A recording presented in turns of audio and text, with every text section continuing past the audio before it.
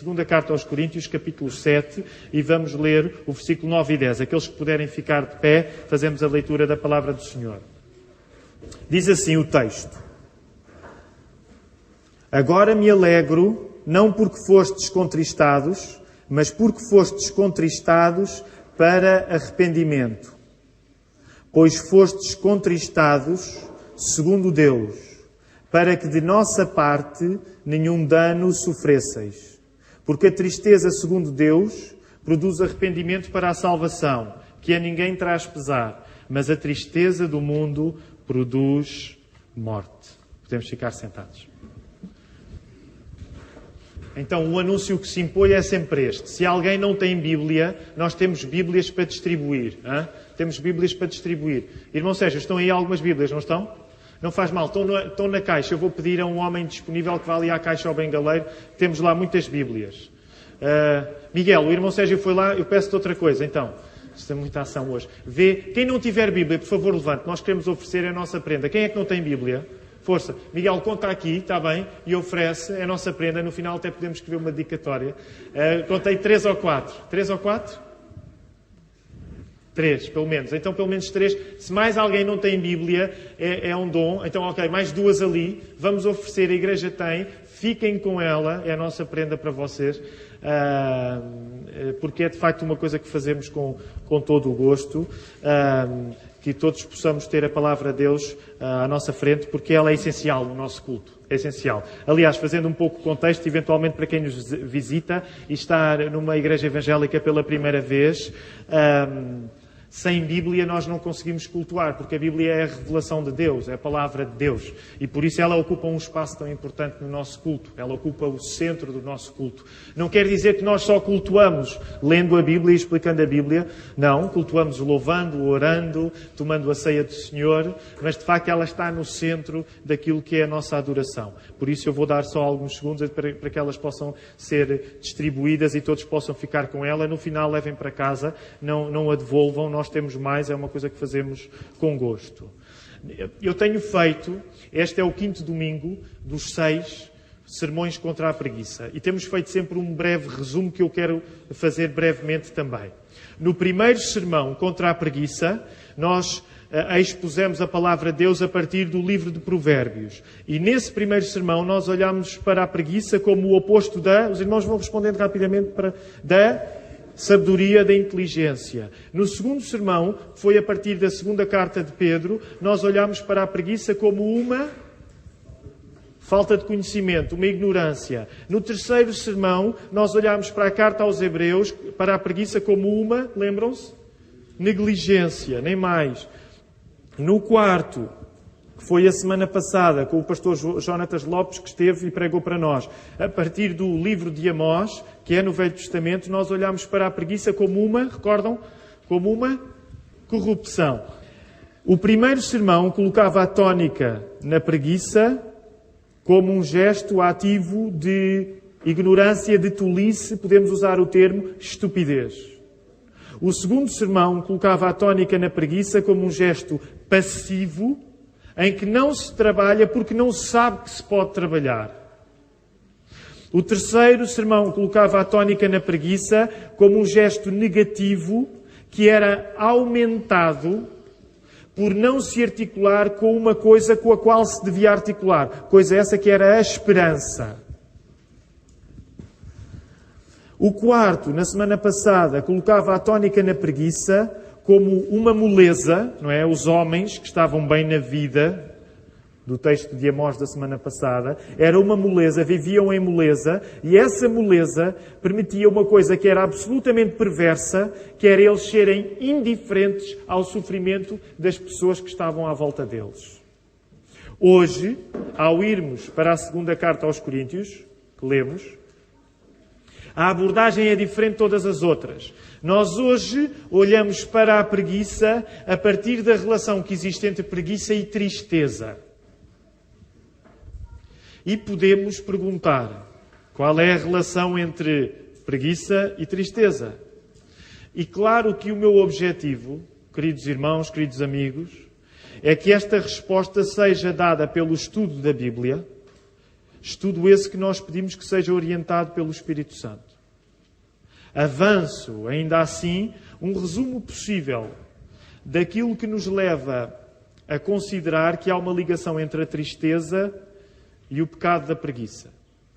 E quero colocar isto em 2 passos muito rápidos. A relação entre tristeza e o pecado da preguiça. Em primeiro lugar, nós temos de relembrar uma coisa que temos falado e que ainda na semana passada o pastor Jonatas mencionou. A preguiça mostra que nós temos o coração no lugar errado. Isto é importante.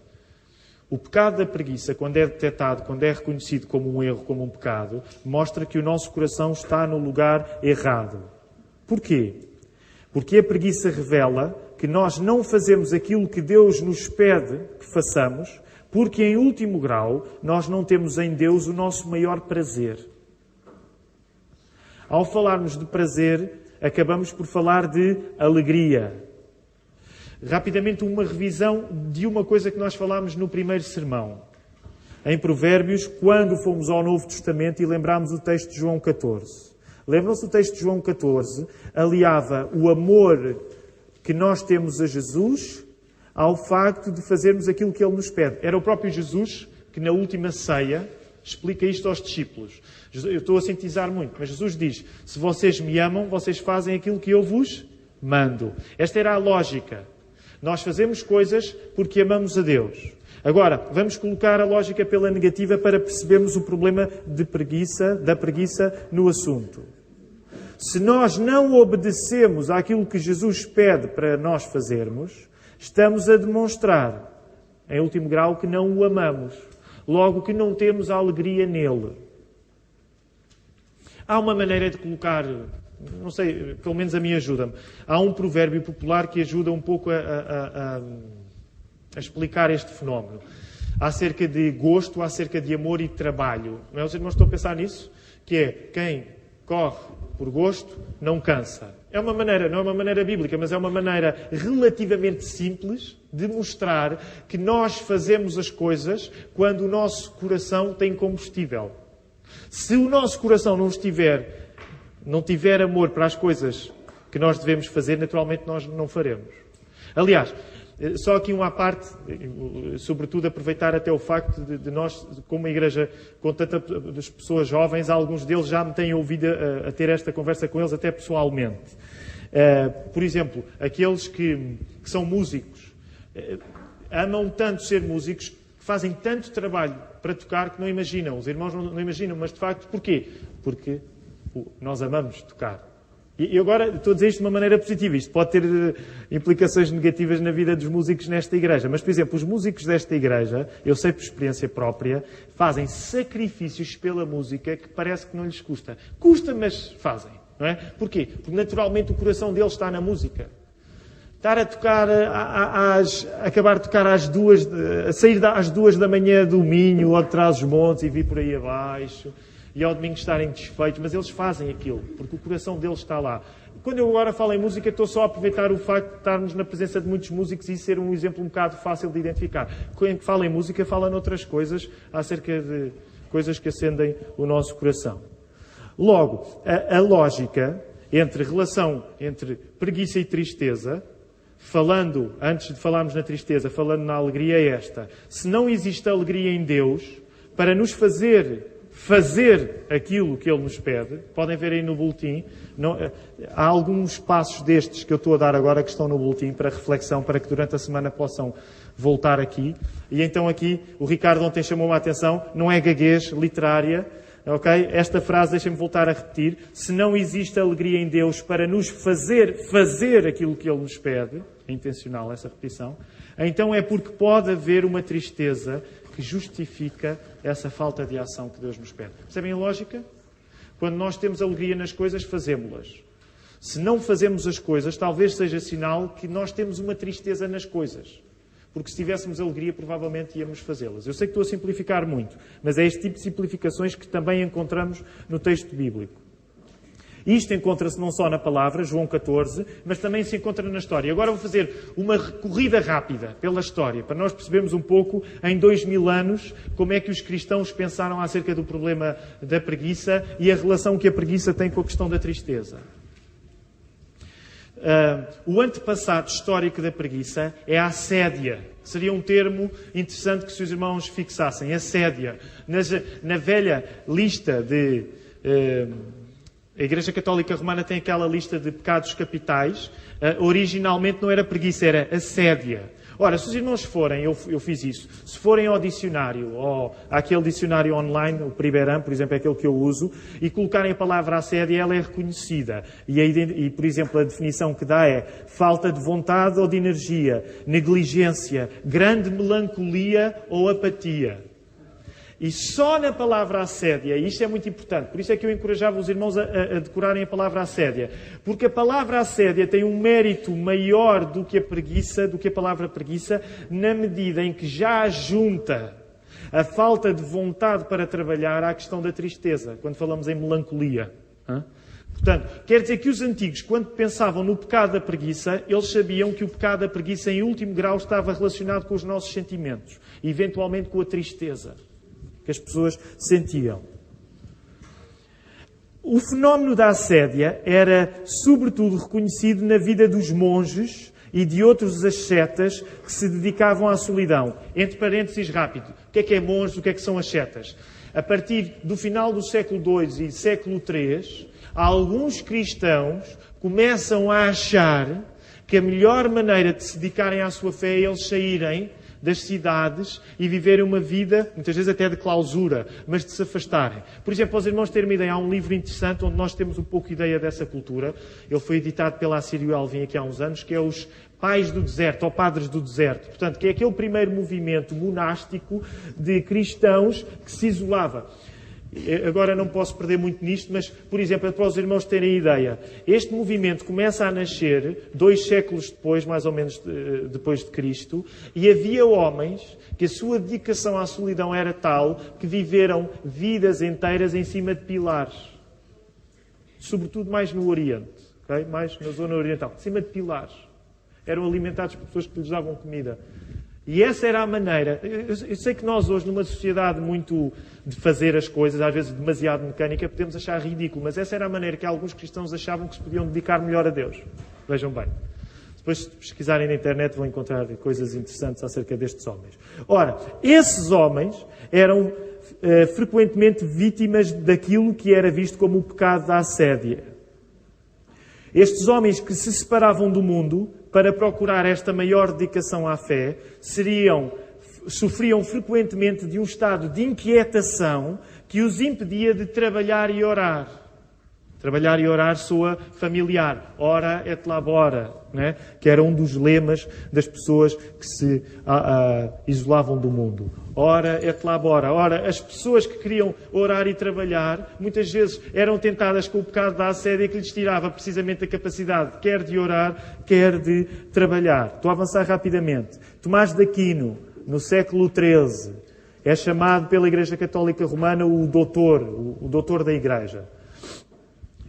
Naturalmente, numa igreja evangélica haverá muita divergência com Tomás de Aquino, noutras coisas haverá muita convergência.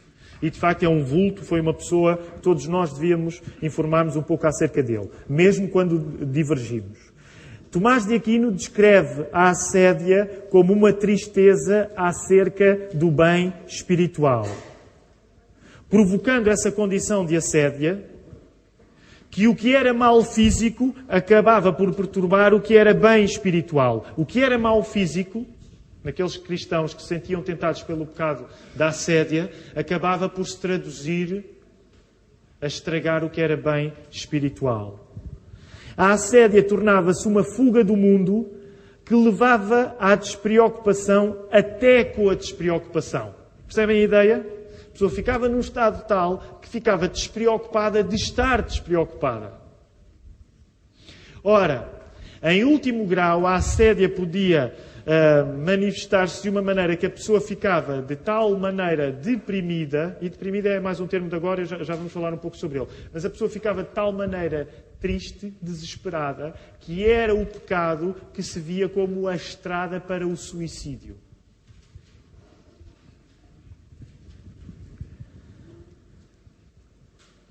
Ao mesmo tempo, ainda Tomás de Aquino opunha diretamente, isto está no vosso boletim também, Tomás de Aquino opunha diretamente o pecado da assédia à virtude da alegria.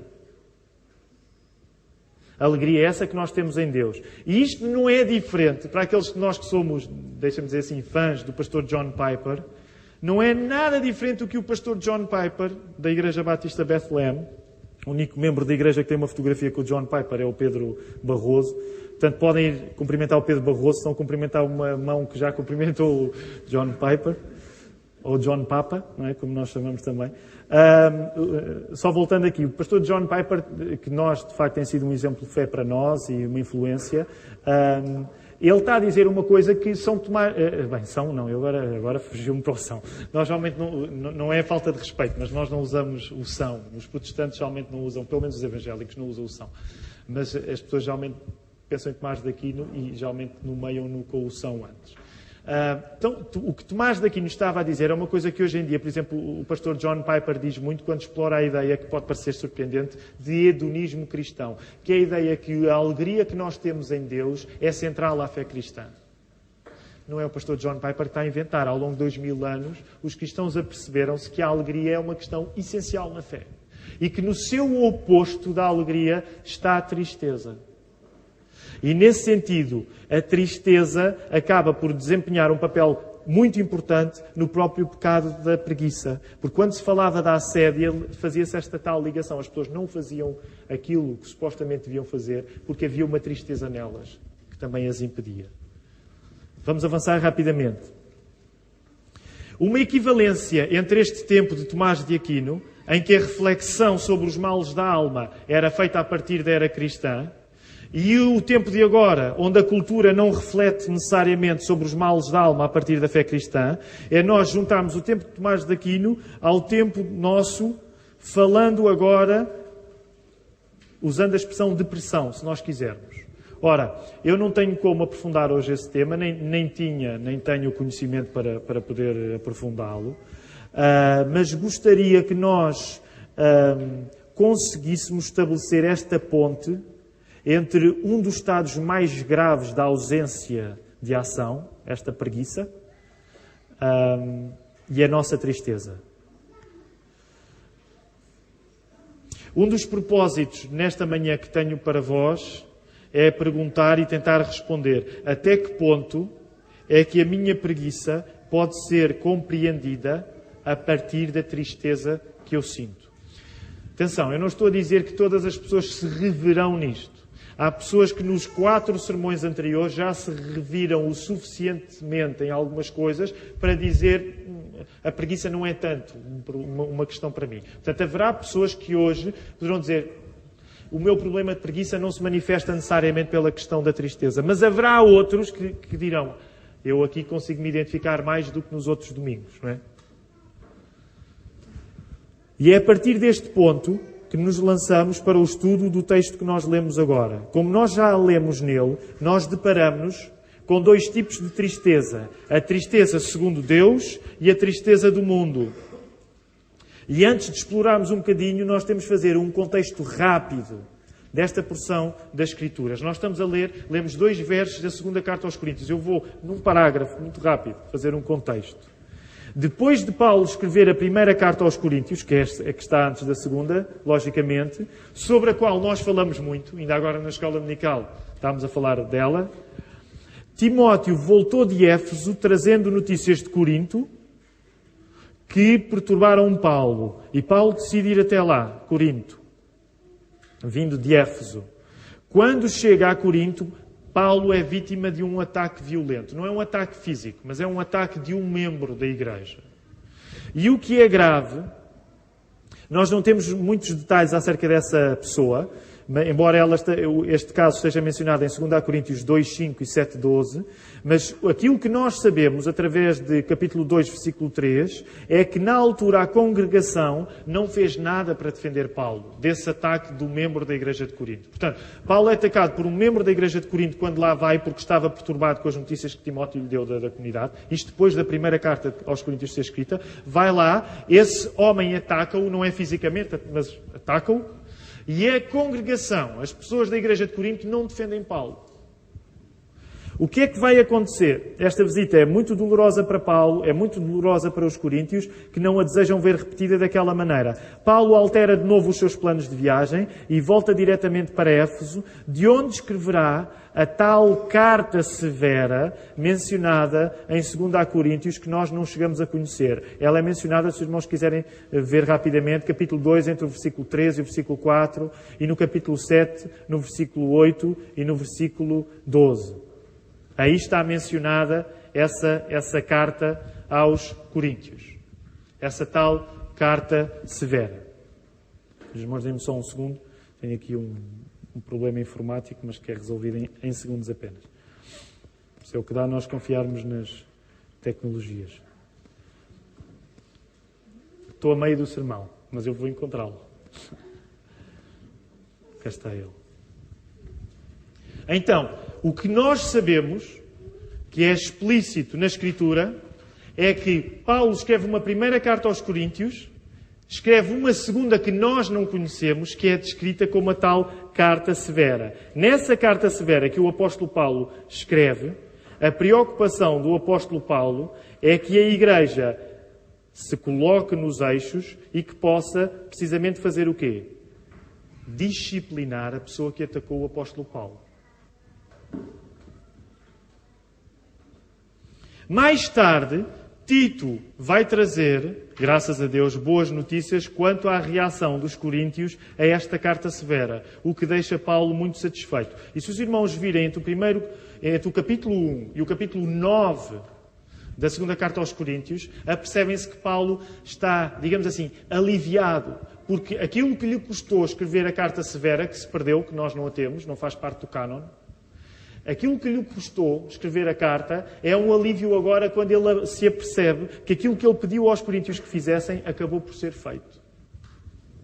E é este o contexto para os versos que nós hoje lemos. Agora, os coríntios tinham finalmente corrigido o transgressor, o homem que tinha atacado Paulo, e Paulo agora pede que eles façam uma coisa em relação a este homem, o que não deixa de ser curioso, que eles soubessem perdoar este homem e restaurá-lo a favor da comunidade. Rapidamente, os teólogos, os estudiosos da Bíblia discutem, será que este transgressor da segunda carta aos Coríntios é o transgressor da primeira carta aos Coríntios? E eu sei que isto são muita informação em tão curto espaço de tempo. Mas a primeira carta aos Coríntios, no capítulo 5, há um homem que o apóstolo Paulo pede que a igreja discipline porque andava a dormir com a mulher do seu pai. Não era a sua mãe, não seria a sua mãe, mas andava a dormir com a mulher do seu pai. E o apóstolo Paulo disse, esta pessoa tem de ser expulsa da comunidade. Ora, os teólogos continuam a discutir, será que este homem da primeira carta aos Coríntios, no capítulo 5, é o homem que Paulo está a mencionar na segunda carta aos Coríntios? E há muitas discussões acerca disso. Independentemente de ser ou não, o que interessa para o nosso ponto hoje é que este problema da ausência de disciplina da Igreja de Corinto foi o suficiente para causar uma relação complicada entre Paulo e a comunidade dos coríntios. Pela graça de Deus, o problema resolveu-se, mas não sem muita tristeza sentida de parte a parte. E é aqui que nos encontramos quando lemos os 2 versos de hoje. E agora quero que avancemos rapidamente para os 2 versículos, para não levar muito o vosso tempo. O versículo 9, que nós lemos, revela como Paulo e os coríntios se relacionaram na gestão deste problema que eles tiveram. E repara, vamos por passos. Paulo mostra-se triste por ter entristecido os coríntios. Vemos logo aí no início do versículo 9. Mas, por outro lado, alegra-se quando sabe que a tristeza deles contribuiu para que eles se arrependessem. O comportamento dos coríntios acabou por mostrar a inocência dos coríntios em relação às ações disciplinares que o apóstolo Paulo fazia questão que fossem aplicadas ao transgressor. Aprendemos, a partir deste verso, também, que há uma saída naquilo que geralmente parece ser um beco sem saída. Na fé cristã, a tristeza não tem de ser o término do modo como se lida com o pecado. Eu vou repetir esta frase porque eu creio que ela é importante. Apesar de nós notarmos que, e deixem-me dizer, os irmãos têm mais experiência de igreja do que eu, sabem isto melhor do que eu. É difícil os cristãos viverem juntos, sobretudo nos momentos em que alguém precisa ser disciplinado. Implica tristeza. Quando alguém tem de ser disciplinado pela igreja, é triste. É uma coisa que tem de se fazer, mas é uma coisa que implica tristeza. Mas uma das esperanças que nós temos neste verso é que a tristeza não é a última carta julgada acerca do assunto.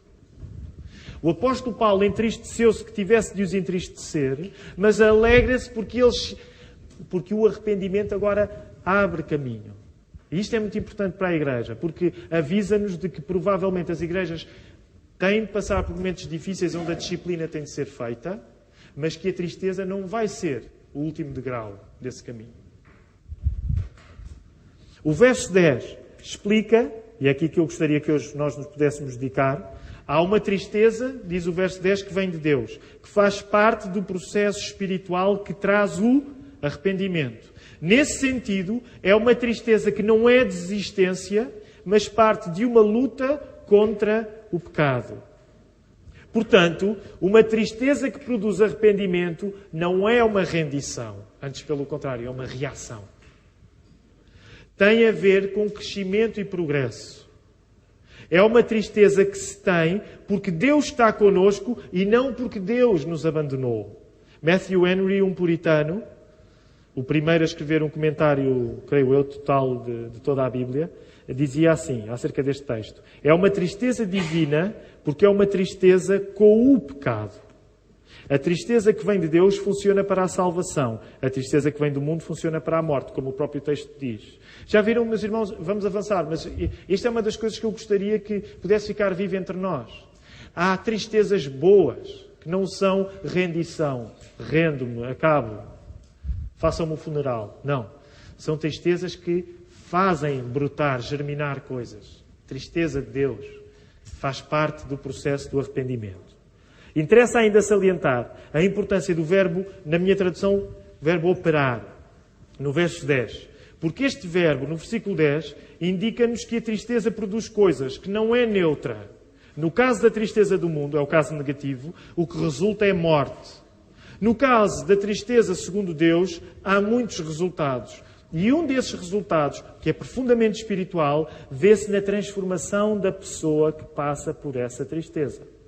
A tristeza de Deus transforma quem a vive. Transforma a qualidade da pessoa. Transforma os seus atos. Com o coração mudado, a pessoa que passa por esta tristeza, o seu coração é mudado, mudam também os seus gestos, as suas ações. Nasce uma indignação com o pecado. Surge um temor, uma reverência a Deus, um respeito ao pecado e às suas consequências. Mas nasce um zelo.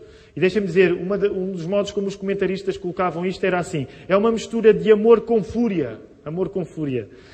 Uma mistura de amor com fúria para cumprir, para agir em favor da santidade. Não é? Os heróis do mar cantavam amantes furiosos. Num certo sentido é uma boa fúria. A pessoa que passou pela tristeza de Deus tem ímpeto para ser santa.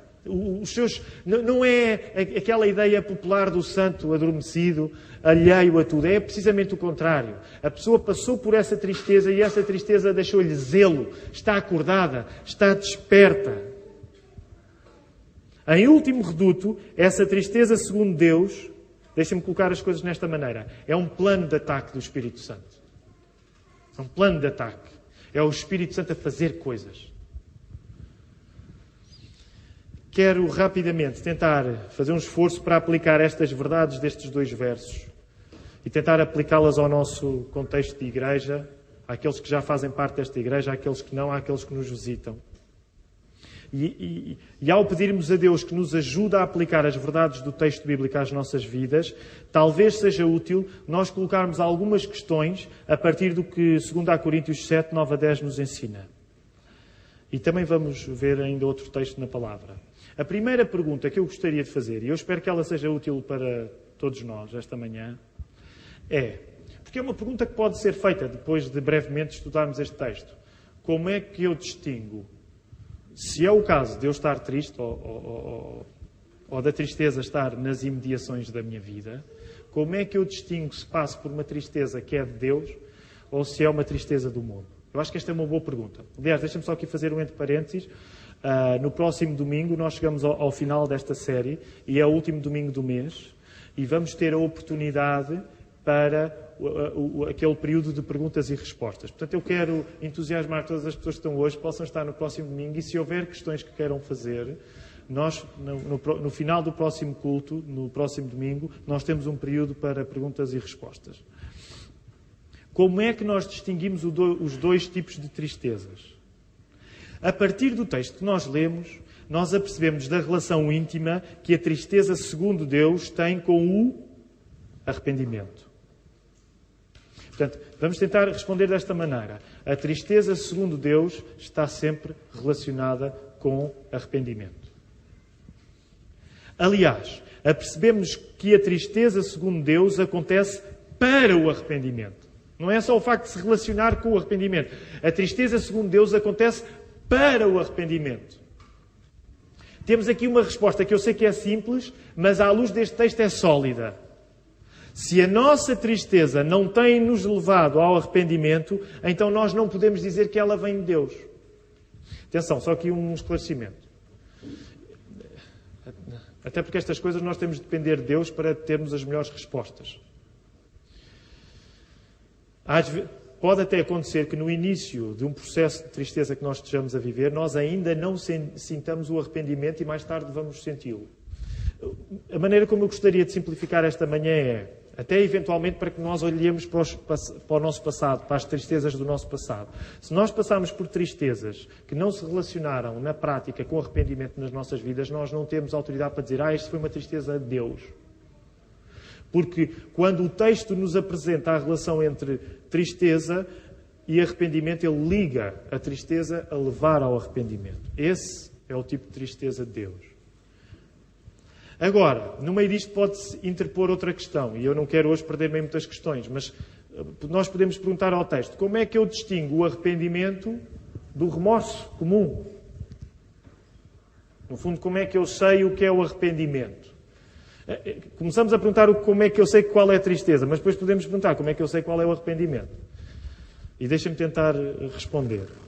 Os teólogos ajudam-nos quando distinguem duas palavras diferentes que eu gostaria que ficassem connosco. E as duas estão no dicionário, que eu fui verificar isso. Portanto, não são palavras exclusivamente teológicas cristãs. Os teólogos ajudam a distinguir o arrependimento, segundo a Bíblia, do outro, do remorso. Explicando o conceito de atrição e o conceito de contrição.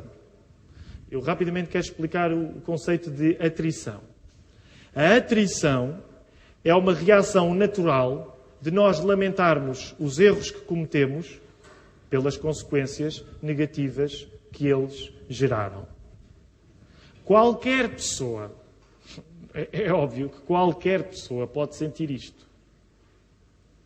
Eu até diria mais. Eu diria que quando nós ouvimos pessoas que não são cristãs falarem das coisas das quais se arrependem, elas estão a mostrar natural e compreensivelmente atrição. Estão a mostrar que são sensíveis à ligação que houve entre terem feito alguma coisa mal e essa coisa má ter gerado consequências negativas para elas. Portanto, a atrição, este tipo de arrependimento, este tipo de remorso, não é exclusivo de quem é religioso. Qualquer pessoa se arrepende porque se fez alguma coisa má, depois vê as consequências e diz, se hoje soubesse o que sei, não teria feito isto. Isso é atrição. A contrição é diferente. A contrição é, segundo a Bíblia, o verdadeiro arrependimento. E deixa-me, esta parte é importante. É uma tristeza profunda, porque o nosso pecado não só provocou estragos em nós e nos outros, mas, sobretudo, e este é um grande sobretudo, ofendeu Deus. Deixa-me voltar a repetir esta ideia. A contrição é o verdadeiro arrependimento, uma tristeza profunda, porque o nosso pecado não só provocou estragos na nossa vida e na vida dos outros, mas sobretudo porque ofendeu Deus. E é isto que alguns de nós, mais familiarizados com a Bíblia, podem lembrar-se, por exemplo, no episódio da vida de... Por exemplo, se tivessem lembrar, há um que nos vem à memória. Na vida de Davi. Na vida de Davi. Quando... Vamos lá rapidamente. Salmo 51.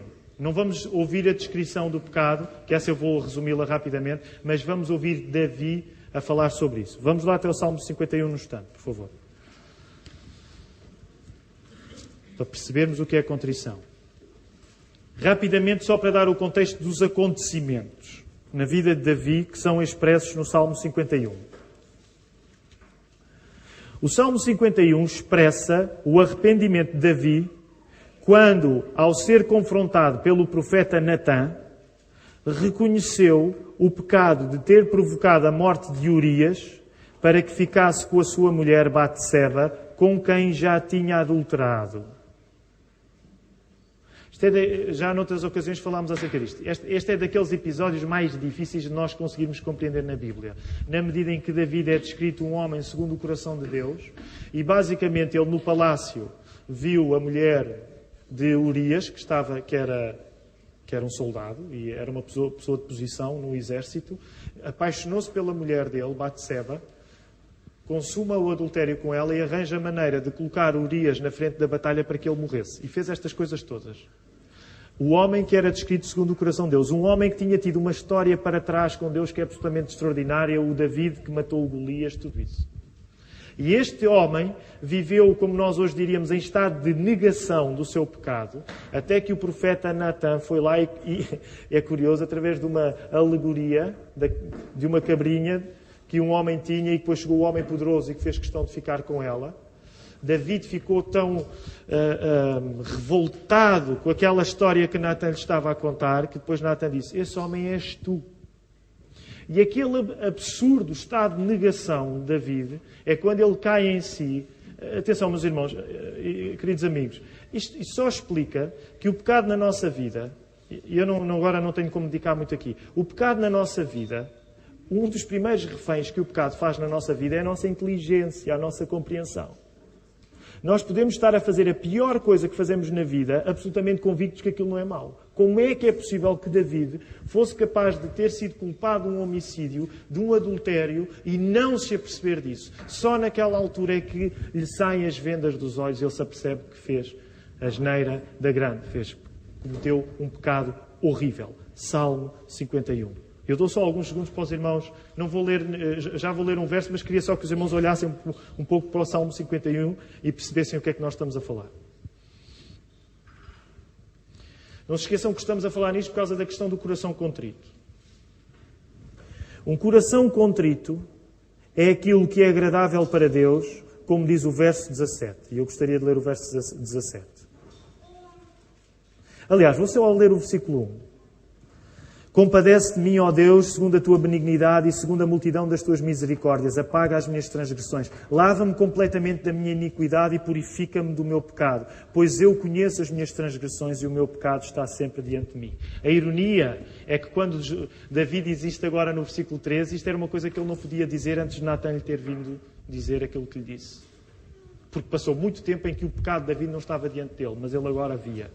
Há um dos cânticos nossos preferidos, nós hoje não o cantamos, mas dos nossos preferidos, que vem precisamente deste salmo. Reparem em versículo 10. Cria em mim, ó Deus, um coração puro e renova dentro de mim um espírito inabalável. Não me repulses da tua presença, nem me retires o teu Espírito Santo. Reparem a palavra que vem a seguir, versículo 2. Restitui-me a alegria da tua salvação e sustenta-me com o espírito voluntário. E vamos dar um salto para o versículo 17. Sacrifícios agradáveis a Deus são o espírito quebrantado, coração compungido e contrito. Não o desprezarás, ó Deus. Na contrição, sente-se a tristeza segundo Deus, da qual nos fala o texto de 2 Coríntios. Na atrição, sente-se a tristeza do mundo, na medida em que se lamenta a ruína, sem que isso necessariamente nos leve à regeneração. Na contrição é diferente. Deixem-me dar um exemplo prático na rotina da nossa história da comunidade. E agora estou a pensar um pouco mais no contexto de São Domingos de Benfica, sem dúvida, até pela muita juventude da Igreja. Deixem-me dizer, eu quero ser humilde. Aliás, alguns de vós já leram. Eu ontem tentei falar um pouco no assunto, até para entusiasmar as pessoas para virem à igreja. E já há uma ilustração que eu já vou dar à frente, que já a conhecem, mas eu quero que me ouçam com um espírito de humildade da minha parte, até por uma razão. E ontem eu tive uma boa conversa na internet acerca disto. Que é, não sintam, por favor, nos meus exemplos, visar ninguém em particular. É óbvio que quando nós nos expomos domingo após domingo à Palavra de Deus, é bom que nos sintamos alvejados por ela, mas que isso seja a vontade do Espírito Santo e não propriamente o pregador a dizer esta vai para ti, esta vai para o outro. Até por uma razão, porque no exemplo que eu vou dar, as pessoas de quem eu estou a falar abalam, não estão cá depois para ouvir os sermões, ok? Mas deixem-me só fazer aqui uma simplificação rápida. Há alguns jovens, sobretudo jovens, em alguns contextos têm procurado a minha ajuda, às vezes o meu conselho, em momentos que lamentam os efeitos negativos de coisas que fizeram, de pecados que cometeram. E atenção, e quando chegam verdadeiramente tristes. Não chegam a desempenhar um papel, eles estão verdadeiramente tristes. Mas nessa observação, e eu não quero ser injusto, mas muitas vezes o que acontece é que nesse lamento, o lamento, apesar de ser verdadeiro, não quer dizer que o arrependimento lá esteja. Porque o arrependimento, isto há uma razão muito simples, o arrependimento, como a Bíblia nos diz, mostra a ação do Espírito Santo. E nesse sentido, o diagnóstico que eu faço não é muito complexo. Se nós lamentamos um pecado, sem que o nosso comportamento se altere em relação a esse pecado, é sinal de que aquilo que está a acontecer não é a ação do Espírito Santo. É apenas a tal atrição. E deixem-me dar a tal analogia que alguns de vós já leram ontem.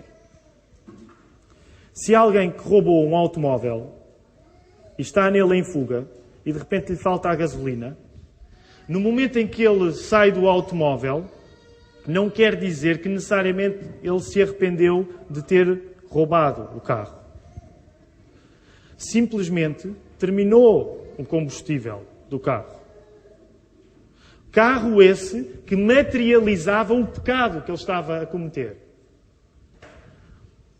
Se logo a seguir esta pessoa volta a roubar outro automóvel, nós temos a certeza que o momento em que ela não estava ao volante de um carro roubado não representou arrependimento. Isto aplica-se à tal experiência que tem acontecido ao longo da comunidade, e desde 2007, sobretudo por aquele grupo que vem de São Domingos Benfica, ser um grupo de gente jovem, de receber pessoas que se cercam a mim e que, deixem-me dizer, que devem continuar a acercar-se de mim, eu estou cá para isso. Mas pedem o meu conselho enquanto pastor, quando de alguma maneira, e deixem-me continuar a usar esta analogia, quando a gasolina do pecado que praticavam chegou ao fim. Convictas que estão arrependidas e que agora vão deixar desse tipo de roubos. Acabou a minha vida de roubos. No entanto, o que tem acontecido na maior parte das vezes, e é com sinceridade que vos digo isto, é que mal essas pessoas arranjam outro carro com gasolina, desaparecem com a mesma velocidade com que chegaram. Isto tem sido um pouco a minha experiência. Atenção, eu não estou a dizer que tem sido toda a experiência. Por isso é que eu quero distinguir as pessoas que cá estão, porque realmente estar cá a ouvir estas coisas não é apanágio de quem chega e arranja carro e vai-se embora. Okay? Saibam distinguir isto. Estes casos dão-se comigo, sobretudo, com pessoas jovens de passado evangélico e que geralmente me procuram quando o relacionamento amoroso, pecaminoso, em que viviam está a dar mal ou a riscos de começar a dar mal. Agora, eu quero ser cuidadoso, até porque não tenho qualquer tipo de prazer em falar altivamente acerca disto. Podia ser eu no lugar destas pessoas. Não sou eu, porque sou melhor? Não. Pela graça de Deus, não sei explicar. Graças a Deus não sou eu. Podia ser eu. Não sou. As pessoas que chegam nesta condição não são piores do que eu. Eu seria capaz de tão mal ou pior. A questão está que, grande parte das vezes, apesar de elas chegarem, de facto, arrasadas emocionalmente, elas não estão necessariamente arrependidas. E isso vê-se porque depois... Uma das últimas pessoas com quem eu partilhei esta analogia acabou por praticá-la a seguir. investimos tempo a conversar e não sei o quê, e agora que é e tal, não sei o quê. A minha namorada, ele era crente, mas vivia a Bíblia, fornicação com ela, e ele sabia, cresceu a saber que para um cristão não é possível viver em fornicação. Só dentro do casamento é que é possível... Só dentro do casamento é que Deus aceita as relações sexuais. Ele vivia numa vida de fornicação. Ele sabia, vem ter comigo, estava arrasado. Eu compreendo que estivesse arrasado. E falámos, e eu usei esta analogia e tudo. Olha, atenção, será que não sei o quê? Não. Próximo domingo, tudo isso. Agora, as redes sociais são terríveis, não é? Já arranjou outra namorada, é claro. Percebe? Eu sei que eu estou a ser duro, mas nós não podemos brincar com aquilo que a Bíblia diz que vem de Deus. Eu como pastor, não posso brincar com isso. Estás arrependido? Ok. Nós não podemos dar-nos este risco terrível, que é dizer o que eu sinto é de Deus quando não é de Deus. Agora, eu reconheço que muitas vezes as próprias pessoas não sabem. Por isso é que nós estamos a gastar tempo a falar acerca daquilo que é necessário que elas saibam, que é a segunda questão. Qual é o papel do arrependimento no combate ao nosso pecado no geral e no pecado da preguiça em particular? Rapidamente. Estou a lutar contra o tempo uma vez mais, mas deixem-me... Nós temos de parar e falar um bocadinho sobre o arrependimento, até para sabermos distinguir a pessoa que vem em atrição da pessoa que vem em contrição, para sabermos distinguir se a tristeza que eu estou a sentir é segundo Deus ou é a tristeza do mundo. Eu começo com uma grande simplificação. Não é pura e simplesmente possível nós falarmos de fé cristã sem falarmos de arrependimento. Ainda agora na Escola Bíblica Dominical estávamos a falar sobre 10 pontos essenciais de como a Igreja, no início, a Igreja primitiva pregava o cristianismo, a fé cristã. E o último ponto era tão puro e simples como este. Todas as pessoas que ouvem a palavra devem ir arrepender-se e batizar-se. Não há mistificações, não há abstrações, não há isto agora é contigo e com Deus. Não há isso. As pessoas ouvem a palavra, têm de se arrepender e serem batizadas. É tão puro e simples como isto. Não é possível nós falarmos, eu sou cristão. Então, mas se és cristão e não te arrependeste, como é que tu podes dizer que és uma coisa que só é possível ser depois de nós nos arrependermos? Atenção, quero ser... civilizado na maneira de dizer isto. Por toda a educação religiosa que nós possamos ter, sejamos católicos, sejamos protestantes. Se eu faço a minha fé uma coisa que o arrependimento lá está, a Bíblia está a dizer, olha, tu não és cristão, porque se tu não te arrependeste, tu não podes dizer que és uma coisa que só se é quando o Espírito Santo entra fazendo o arrependimento. Portanto, a lógica é esta. Sejamos católicos, sejamos protestantes. A fé cristã depende da intervenção do próprio Deus em nós quando Deus nos ilumina para a gravidade do nosso pecado. Isso pede o arrependimento. E agora aqui uma coisa que é muito importante. O arrependimento não é uma coisa que nós fazemos para que depois o Espírito Santo haja. E deixem-me dizer, durante muitos anos eu cresci na igreja e a minha visão era mais esta. Tu tens de te arrepender que é para a seguir o Espírito Santo começar a fazer coisas na tua vida. A Bíblia é precisamente o oposto. O arrependimento é uma coisa que o Espírito Santo faz em nós para que nós depois hajamos no seu poder. É completamente diferente. Nós não chamamos arrepende para que o Espírito Santo agora faça coisas na tua vida. Não. O que a Bíblia diz é que quando nós nos arrependemos, já foi o Espírito Santo que o fez. E agora nós podemos fazer coisas porque Ele já nos deu o arrependimento. São coisas diferentes. A partir do momento que o Espírito Santo está em nós também aquilo que Ele é. O que é que o Espírito Santo é? Respondam, por favor, é muito simples. A partir do momento em que Ele está em nós aquilo que Ele é. O que é que Ele é? Santo. A santificação é o sinal visível e progressivo que o Espírito Santo está em nós. Meus irmãos, nós gastamos tanto tempo a falar de santificação, porque já devíamos saber e parece que ainda não sabemos. Digo com amor, mas passamos tanto tempo a falar de santificação, de um modo muito resumido, aplicando isto à questão da preguiça. Enquanto cristãos, nós podemos e somos tentados pelo pecado da preguiça. E muitas vezes caímos. Eu não quero que ninguém saia daqui a dizer eu não sou cristão porque sinto-me preguiçoso. A gravidade não é nós estarmos expostos à preguiça. A gravidade é a nossa permanência na preguiça. Vejam as coisas desta perspectiva. A nossa permanência na preguiça é um alarme embaraçoso de que nós estamos a pecar contra Deus. Nós estamos a dedicar, queridos irmãos, queridos amigos, nós estamos a dedicar 6 sermões ao tema Porque isso é evidente na nossa comunidade. Há preguiça na nossa comunidade. O objetivo é Deus usar esta série de sermões para sermos iluminados pelo Espírito Santo através da palavra pregada e nos arrependermos deste pecado para produzirmos boas obras, que não são preguiça. Esse é o objetivo. Terceiro e último ponto. Eu espero que ajude. Eu sei que provavelmente neste sermão há mais coisas a ficarem por responder do que respondidas. Mas então vamos honrar isso e durante a semana voltar a pensar, usar o boletim para isso, colocar perguntas na próxima semana. Só a última questão. Gostava só de tentar responder. O que é que deve fazer quem está triste? E agora eu vou tentar responder dando alguns conselhos, independentemente de não saber se a tristeza que a pessoa sente é do mundo ou é de Deus. Talvez ajude, independentemente do tipo de tristeza. Uma das coisas que eu diria é, para quem se sente triste, não fujas de te confrontar com o que Deus ensina através da Bíblia, mesmo quando o que a Bíblia ensina é duro. Não fujas. Nós somos especialistas na área da fuga. É uma coisa visceral em nós. Quando ouvimos alguém que nos coloca em causa, nós temos tanta... Reparem, isto é uma arrogância cultural muito desagradável em nós. Nós temos a ideia que somos tolerantes, que respeitamos tudo, que ouvimos sempre segunda opinião, mas a primeira vez que alguém coloca em causa alguma coisa na nossa vida, o nosso instinto é fugir. E, portanto, uma das coisas que eu diria a quem está triste é não fujas das coisas que Deus diz na palavra acerca da tua tristeza, mesmo que essas coisas sejam duras para ti ouvires. Uma coisa que eu diria também,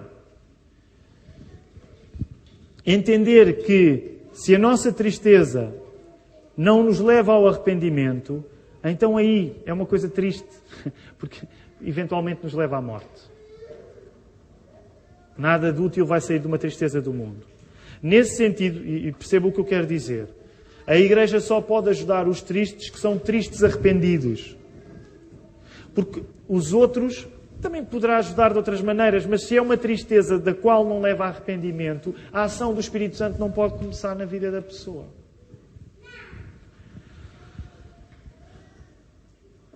Para terminar mesmo. Os tristes que fazem da sua tristeza uma identidade não conseguem tirar a esperança da fé cristã. Deixem-me tentar explicar isto. Uma das piores coisas que podemos fazer com a nossa tristeza é construir na nossa tristeza a nossa casa. No certo sentido é fazermos uma estética da tristeza que abraçamos. Por exemplo, para aqueles que são músicos, há uma música, não sei se conhecem, que é o chamado sadcore, não é? Sadcore. Há uma banda com quem nós tocámos há uns anos, os Low, que é assim muito lento e assim uma música da tristeza, não é? E às vezes nós dizemos, este é um exemplo um bocado absurdo, mas percebem o que é que eu quero chegar? Às vezes nós abraçamos a estética da tristeza porque de repente fazemos da tristeza quem nós somos. E eu sei que é ridículo, mas há um charme perverso nisto. Aliás, popularmente, na religião popular das pessoas... Aliás, deixem-me dizer isto sendo respeitoso. Esta semana recebi um mail de uma amiga nossa e ela dizia que foi um funeral do avô e o que ela dizia, ela tem estado connosco já algumas vezes, ela dizia que tinha muita dificuldade com num funeral e naquele funeral que foi feito numa igreja católica, a questão da tristeza, porque parecia que a tristeza era a identidade daquelas pessoas. E deixem dizer, a Bíblia não manda que nós façamos da tristeza a nossa identidade. É um risco muito grande. Reparem na ironia desarmante, que é nós fazermos da tristeza a nossa casa, como se fosse a nossa toca. Se nos protegemos de lidar com o nosso pecado, e podemos fazê-lo através da tristeza, que é a tristeza do mundo, a tristeza é quem eu sou, é onde eu me encontro.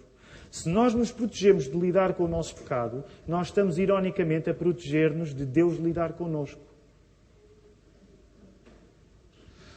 Atenção, eu sei que é difícil, mas percebem a ironia que é os cristãos? É óbvio que dói o arrependimento. É óbvio que o arrependimento é difícil de ser vivido. Mas o arrependimento é sinal de que Deus está a lidar connosco. Se eu fujo do arrependimento, eu estou a colocar-me num sítio onde, num certo sentido, eu digo a Deus, não lides comigo. É óbvio que a tristeza não é agradável. Mas ela opera para o arrependimento. Temos uma tendência de autodefesa que nos desajuda a assumir os nossos erros. E eu serei o primeiro destes pecadores. Não julguem, queridos irmãos, que, por exemplo, que humanamente me é fácil reconhecer os meus erros. O melhor que eu tenho, e permitam-me dizer desta maneira, o melhor que eu tenho é que hoje eu não preciso de ser fiel à minha personalidade. Percebem isto? Eu não preciso ser fiel à personalidade do Tiago. A personalidade do Tiago para mim é-me indiferente. Eu tenho de ser fiel à personalidade daquele que está em mim, o Espírito Santo. Por isso o Tiago foi mau a vida inteira, tem mais é de mudar. Os irmãos percebem a lógica. Esta é a lógica da igreja. Os irmãos, eu aqui perto-me sempre um bocado, mas deixem-me dizer, essa conversa do eu nasci assim, isso em cristianismo vale zero. Zero. Zero. O meu pai era assim, isto é uma cena do meu passado, isto, sabes, isto tem a ver... E depois fazem as psicoterapias todas para explicar. Isso no cristianismo vale zero. Zero. Na medida em que a pessoa é chamada a ser aquilo que Deus lhe permite que seja. Não estou a dizer com isto que nós não vemos nada à frente. Mas deixa-me só dizer isto para não me quero espalhar aqui. Uma das coisas melhores a acontecer nesta igreja, eu conheço pessoas que vêm ter comigo. Isso no outro dia aconteceu, eu não quero colocá-lo num lugar difícil, mas a Elisa veio ter connosco e teve um pouco a falar na sua história. E a primeira coisa que eu penso é, Senhor, porquê é que tu permitiste que eu tivesse uma vida tão protegida comparado com outras pessoas que passaram por circunstâncias tão difíceis? Eu não tenho uma resposta para dar a isto. E uma das coisas extraordinárias a acontecer na igreja é que nós nos apercebemos que as pessoas que estão aqui não estão aqui porque vou-me tornar cristão. Eu tenho o perfil para me tornar cristão. Eu vivi de uma maneira que torna lógico que eu me torne cristão. Não tem nada a ver com isso. As pessoas estão aqui porque Deus as chamou para aqui. É o sítio onde elas têm de estar. E claro que quando eu conheço histórias de pessoas que já passaram por tanta coisa que eu nunca passei, que sempre fui poupado, a primeira pergunta que eu faço é: tu és um Deus muito amoroso comigo porque tu tens-me poupado coisas a mim que outros não poupaste. Mas sabem a coisa interessante? Julgam que aqueles que passaram por sofrimento chegam cá a fazer desse sofrimento a sua identidade. Meus amigos, agora cheguei eu, vou-vos dizer o rol de sofrimentos que eu tive e a partir de hoje todos me batem continência. As pessoas não fazem isso. Porque o Espírito Santo diz que as pessoas não são o sofrimento que elas tiveram. Percebem? Por isso, e esta vai para aqueles. Ana Rita dizia-me isto esta semana, eu dizia: eu nasci na igreja, não tenho nenhum testemunho de jeito para dar, isto é desinteressante, não é? E eu disse: o poder que tu tens para ser cristã é o poder daquele que teve uma vida incrível e que está aqui. Porque nós não escolhemos manter-nos aqui, é o Espírito Santo que dá poder. E depois nós vamos ficar tão chocados com a humildade das pessoas que passaram por sofrimentos e que não dizem que são os sofrimentos pelos quais passaram. Mas são a identidade que o Espírito Santo lhes dá. Isto é extraordinário e está a acontecer na nossa igreja. Quem se arrepende tem esperança que a tristeza tem fim, porque sabe que não é definida em último grau por aquilo que fez ou deixou de fazer, mas por aquilo que Deus quer fazer em si através da ação do Espírito Santo. É isto que é revolucionário a nível da nossa identidade. Eu não sou a coleção dos restos que ficam do meu passado, nem do meu presente, mas eu sou definido pela presença de Deus em mim. E é por isso que todos somos chamados santos. Que Deus nos ajude a compreender e a sentir que a nossa tristeza é boa quando é uma ferramenta do Espírito Santo. Quando ela é usada no nosso arrependimento e na seguinte produção de boas obras. É preciso enfatizar as boas obras. Nós não nos salvamos pelas boas obras, mas as boas obras são uma manifestação que nós fomos salvos. E a preguiça, queridos irmãos, não faz parte desta oficina. Lidamos com ela, mas vamos, pela graça de Deus, rejeitando-a ao longo do caminho. Que o Senhor nos ajude.